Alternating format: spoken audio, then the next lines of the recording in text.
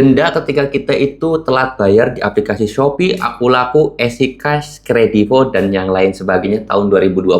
Di sini saya mau bahas biar teman-teman semuanya tahu cara estimasinya, dan mungkin next video juga saya akan bahas tentang gimana sih cara menghapus bunga dan juga denda yang akhirnya nanti kita bisa bayar dengan pokoknya aja. Nah, di sini saya mau bahas buat kalian.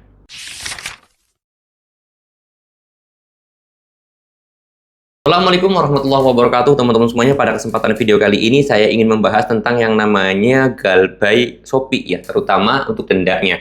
Yaitu ketika kita galbay di Shopee, Akulaku, Kredivo, setelah 1 tahun kita galbay itu berapa sebenarnya, atau bahkan 2 tahun, 3 tahun, 5 tahun, atau 10 tahun. Oke, di sini saya mau bahas, dan juga sebenarnya masalah denda keterlambatan itu ternyata bisa dihapus hingga 0% teman-teman ya. Jadi kalian tuh nggak kena denda. Dan di sini saya mau bahas buat teman-teman. Oke, yang pertama masuk dulu. Berapa sih sebenarnya denda keterlambatan yang harus kita bayarkan ketika kita galbay di aplikasi pinjol Shopee, Akulaku, dan lain-lain. Nah, di sini saya langsung bahas aja. Untuk semua pinjol itu sama, karena udah ada aturannya dari OJK ya teman-teman semuanya. Dendanya itu sama, yaitu maksimal 2 kali lipat dari hutang kita. Contoh, misalkan utang kita itu 5 juta, ya nanti bayar dendanya juga maksimal kalau sampai 5 tahun, 10 tahun pun itu 5 juta lagi. Jadi totalnya 10 juta, kurang lebih seperti itu ya.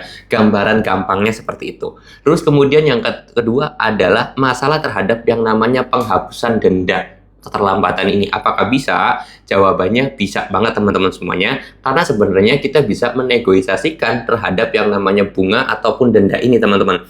Karena kenapa? Karena pikirnya pinjol, bukan pikirnya pinjol sih, memang dalam aturan OJK pun, dalam aturan pinjaman pun itu ada aturannya. Jadi si nasabah ini boleh nego terhadap bunganya sekian, terus dendanya diturunin. Itu bisa nggak? Itu bisa dan dibolehkan oleh undang-undang. Jadi contoh, misalkan kalian itu bayar utang pokoknya 5 juta. Terus kemudian dengan total dendanya itu sampai 10 juta misalkan. Nah, ketika kalian itu nego atau gampangnya minta diturunin lah, jangan segitu, saya mau bayar nih.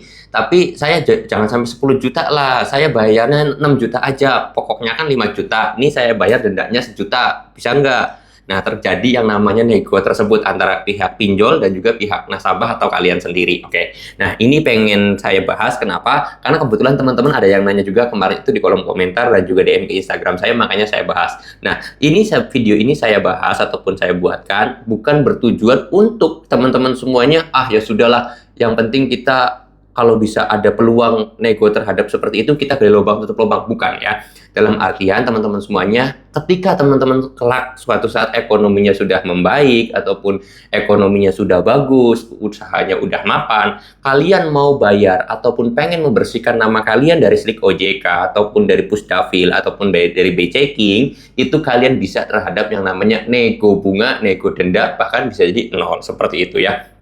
Tetapi ketika posisi kalian itu sekarang itu masih sulit, ekonomi kalian masih susah, belum mampu untuk bayar, jangan dipaksakan untuk membayar, apalagi dengan sistem gali lubang tutup lubang, karena itu adalah hal yang berbahaya teman-teman ya. Oke, jadi video ini adalah video jawaban dari teman-teman semuanya yang kemarin itu udah nanya di kolom komentar ataupun DM ke Instagram. Buat kalian juga yang mau nanya-nanya, boleh tinggal tulis aja di kolom komentar video ini, insya Allah nanti bakal saya jawab di video berikutnya. Tinggal kalian subscribe aja channel ini ya, insya Allah nanti bakal saya jawab pertanyaan-pertanyaan dari kalian. Oke, mudah-mudahan videonya bisa bermanfaat. Saya mau tutup dulu video ini dengan kata Assalamualaikum warahmatullahi wabarakatuh.